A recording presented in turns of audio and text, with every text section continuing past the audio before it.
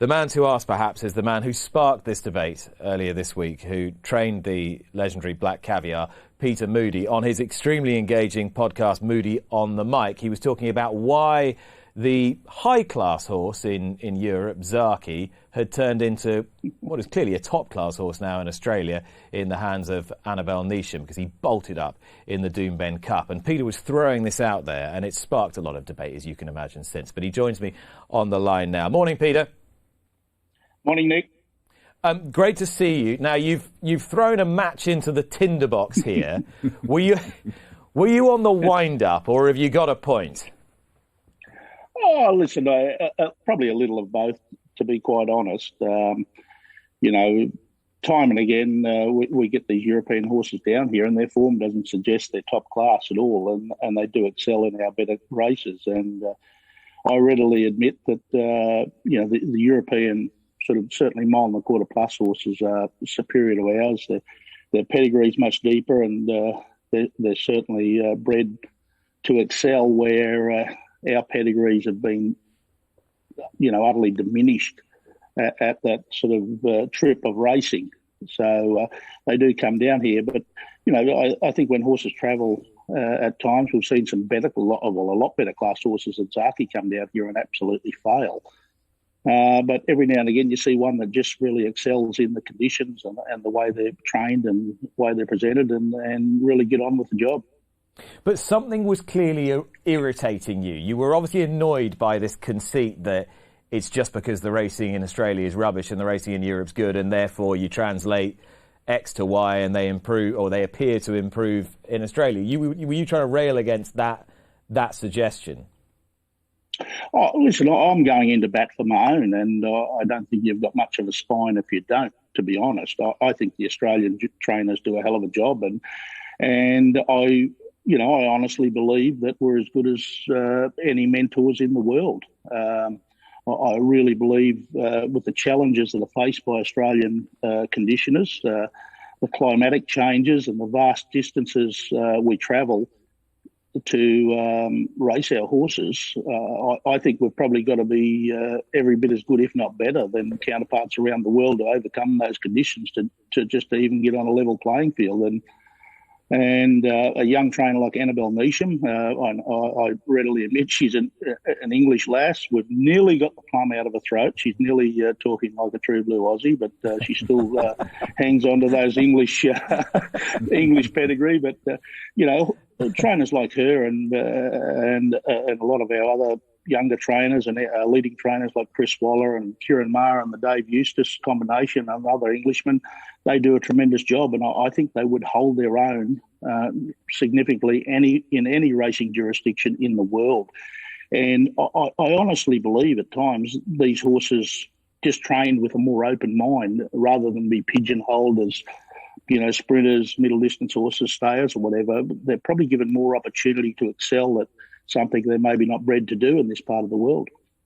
Yeah, I think you're definitely onto something. Do you not think, though that's because of the way that your races are structured? It's more ingrained into the culture in Australia that you might campaign a horse over 10 furlongs one day, 7 the next, mile and 6 the next, because you've got the pattern of races to be able to do it, and it's there in your pattern, if you like, whereas it's not here.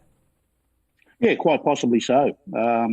And I think that's what makes our racing so great. There's so many variances, so many options, and so much racing, and it affords trainers the opportunity to sort of maybe challenge their horses to do something that they're not able to do.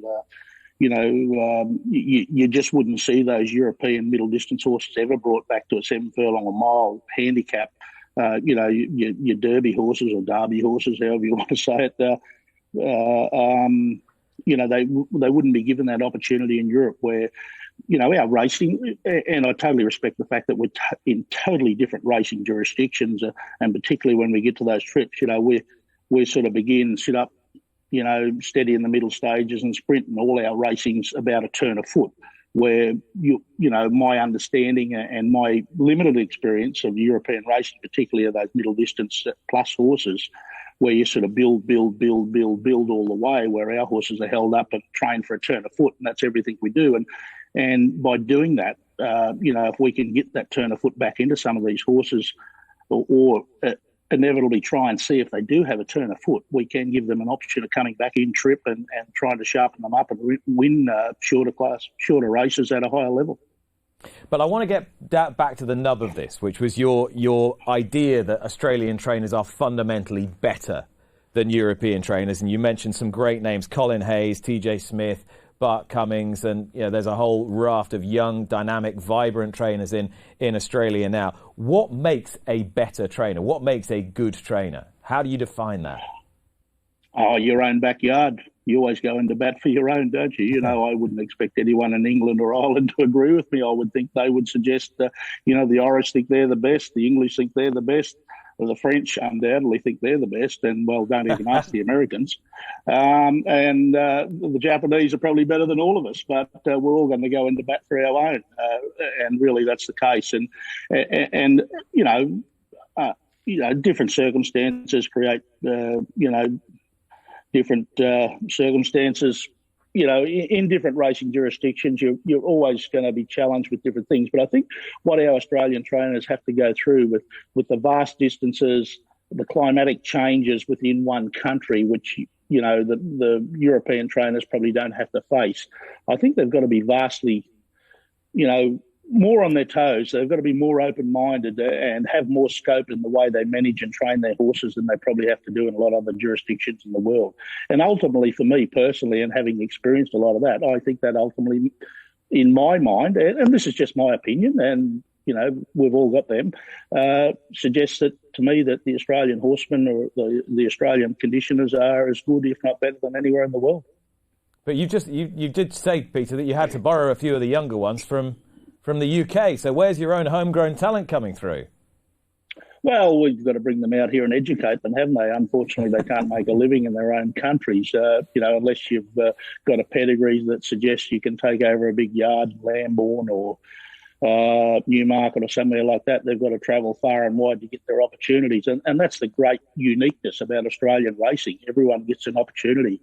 And these young trainers, fortunately or unfortunately, don't get that opportunity in their home countries. They've got to come out here. And listen, there's plenty of homegrown talent here in Australia that are doing a tremendous job. Or our leading trainers, Chris Waller, who's a Kiwi, who's just over the road from us, over the road and around the next corner. And, we're probably in one Australasian racing. Kieran Maher, Dave Eustace, Aussie, Kiwi, Aussie English combination there. They're snapping at his heels. Annabelle Neesham, she's the new girl on the block, but I think she would readily suggest that, she's learned a trade and applied a trade here in Australia. And you said, I think what should be celebrated more is the quality of Australian trainers. Is Annabelle Neesham a better trainer than Sir Michael Stout? Massive call, but she... you left the last line out there. Maybe. Well, listen, you're claiming Sir Michael. Is he an Englishman? Is he from Barbados? I forget.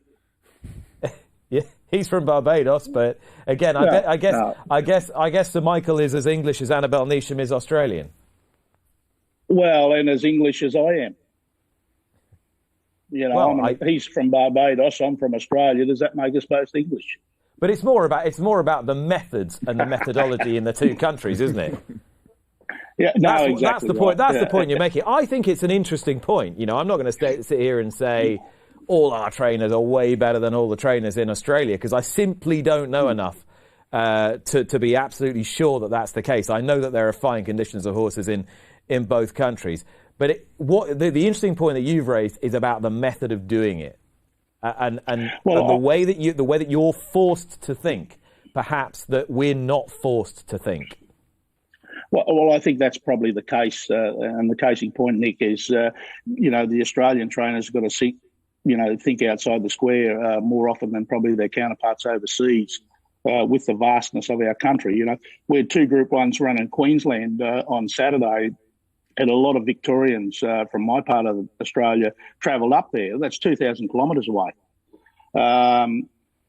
and the difficulties, a lot of those horses travel by road, some travel by air transport, but unfortunately due to COVID down here, a lot of the horses had to travel by road.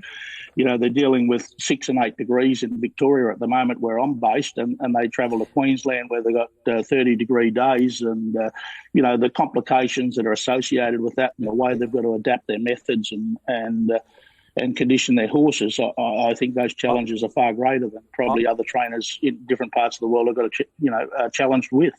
I think this is a very interesting point that you raised, and I'd like to pick you up on it. Well, not pick you up on it, but just question you on it a bit more. You said, I was nearly hung on course in Europe for the fact I suggest we might improve these horses. Our training methods are much more advanced. In what way? I think we're probably a lot more open-minded. Going back a decade and a half ago when I went to Newmarket, Shanty and those places, I was absolutely gobsmacked with the conditions that were afforded to the trainers. The gallops that were put out in front of them and the conditions they were allowed to train their horses under were here in Australia. And ridiculously so, and we've only got ourselves to blame for it, we tend to train in the middle of cities on these little tight turning tracks. And I walked out onto the gallops there at Newmarket, nearly cried, thinking we've got all this land in Australia. Why haven't we got this at home? But then I'd sit there and watch the horses, and they do the same bloody thing day in, day out, day in, day out, day in, day out. And I thought, shit, if we had this variety here in Australia, how great it would be.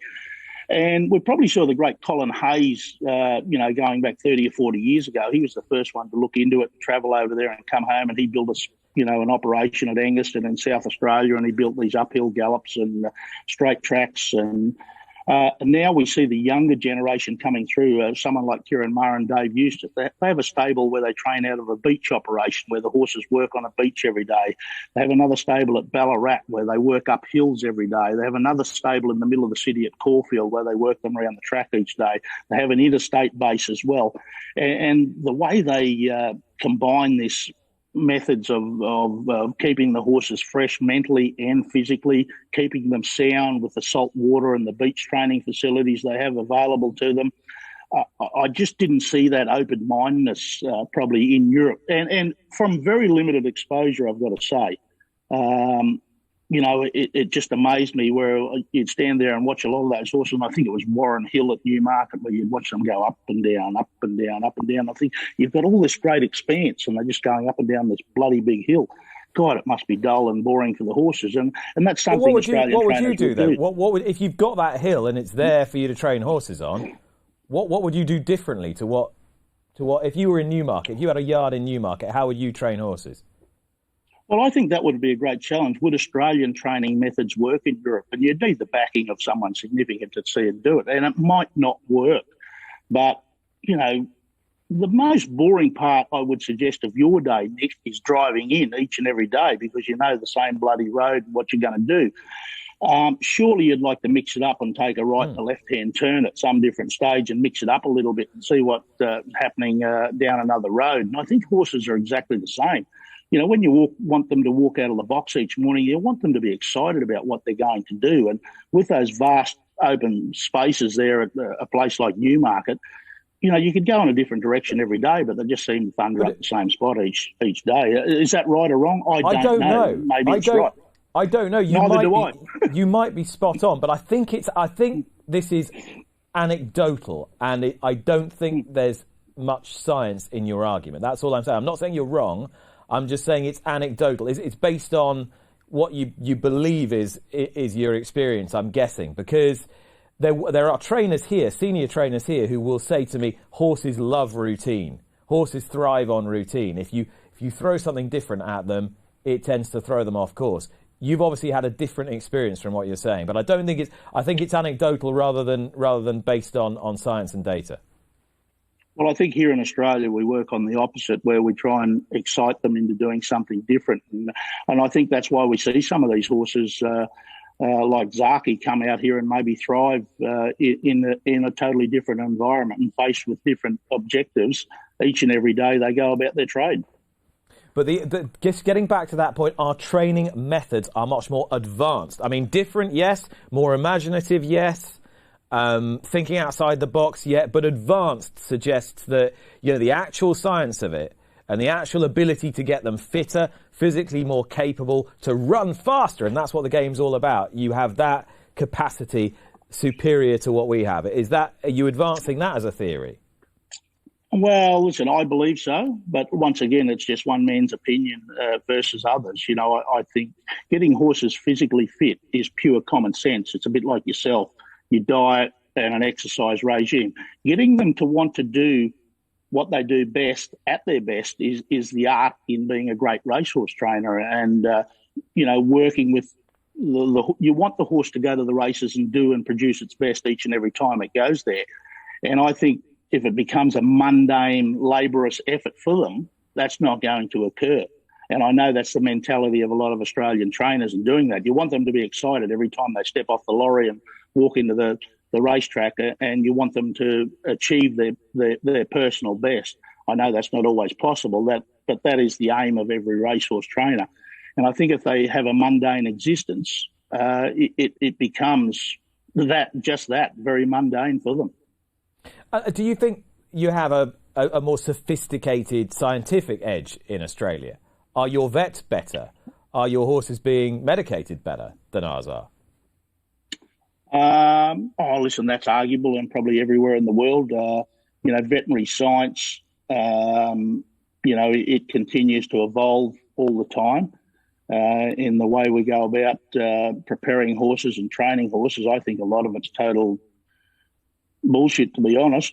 At the end of the day, it comes down to the trainer and the way they prepare their horses. We all attempt to have our race horses at the races as pain-free as possible and within the rules of racing to enable them to do their best. But the scientific side of it in all aspects of sport, not only horse racing, I think has gone to a whole new level. And I think there's a lot of bastards out there just creating jobs for themselves. Go on, flesh that out for me a little bit.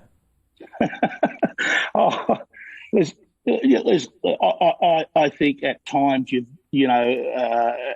I was raised by a lot of great horsemen, and a lot of people might deem me not a good horseman, but I've lived by the wits of my trade, and I think a lot of trainers, and in your part of the world and our part of the world also, still rely on their eyes and their ears and their senses in what a horse is telling them.